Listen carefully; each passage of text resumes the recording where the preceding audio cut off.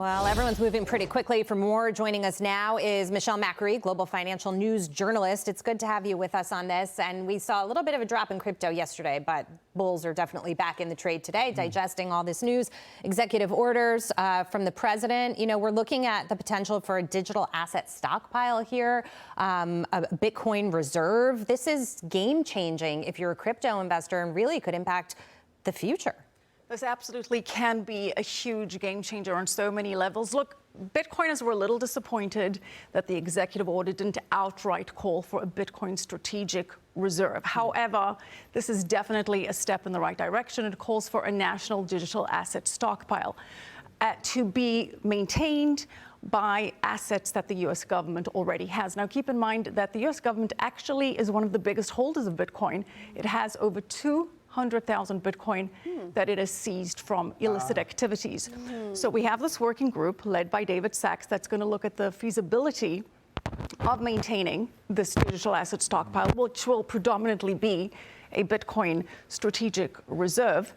And they're supposed to give an order about that, a report to the president about that in 180 days. Now, remember that President Trump did make a promise at Nashville in 2024 that he will make a Bitcoin strategic reserve similar to a gold and an oil strategic reserve. Can I ask you about that? Because I get an oil reserve, okay? If you run out of oil, you go to the oil reserve, you get oil, and people can use it. What does a strategic Bitcoin reserve or stockpile do? Like, when do you go to it? What do you go to it for? Why would we do it? Well, it depends on how you see the role of Bitcoin in the global financial system. And there are many people that do see a Bitcoin standard happening at some stage. Certainly, Senator Cynthia Lummis, who is a big advocate of a Bitcoin strategic reserve, thinks that it's a great way to bolster the dollar and maintain the U.S.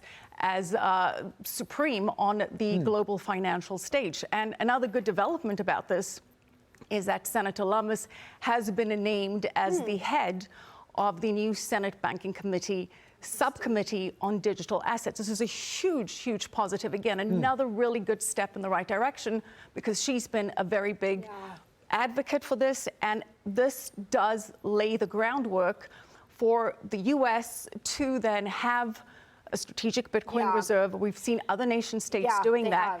And then that triggers game theory. That triggers FOMO. Yeah, so a little bit on FOMO. It's stuff that you bring up. My coworkers know I like fundamental stuff that I can value.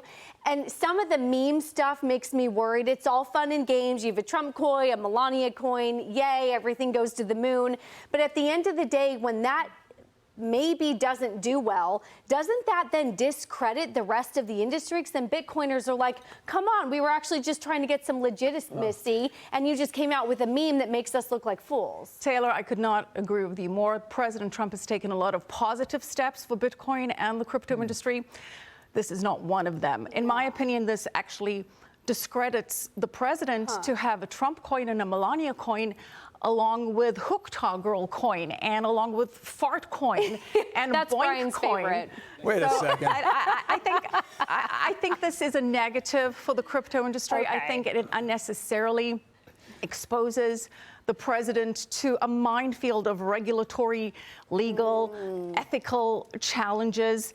And it's also really bad because it creates a lot of noise. As you mentioned, a lot of people don't really understand the difference between Bitcoin and these purely scam-like gambling speculative assets. Well, this was not a good move. We see it in the stock market too. Anytime you attach a meme to a stock, people will trade it and they'll try to work on volatility and momentum, but that doesn't mean that it's really something you want to own, to Taylor's point on fundamentals. There are no fundamentals with the meme coin. There are absolutely no fundamentals. Yeah, but I collect baseball cards, and there's no fundamentals there, but I like them, and other people like them, and we trade them, and they have value. Can a coin be like that? And sure, and that's actually a point that David Sachs made, that he sees it as potentially memorabilia, baseball card equivalent, a collectible. But this is the president of the United States, and you can't say that there isn't a conflict of interest when he's nominating the people that are going to regulate this industry.